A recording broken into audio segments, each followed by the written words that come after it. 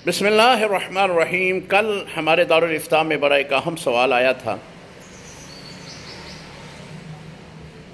कि एक लड़का और लड़की के दरमियान निकाह हुआ लेकिन रुखसती नहीं हुई और निकाह को भी 3 साल गुजर गए।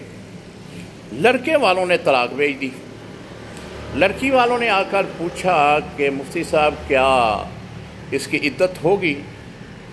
तो इसका जवाब में ये मैं अर्ज़ कर दूं कि अगर उन मियाँ बीवी के दरमियान खलवत सहिया नहीं पाई गई तो इसकी इद्दत नहीं है। खलवत सहिया का मतलब ये है कि वो मियाँ बीवी जो निकाह में थे वो कहीं किसी मकाम पर भी कुछ लम्हे के लिए भी इकट्ठे हुए हों तो वो खलवत सहिया है।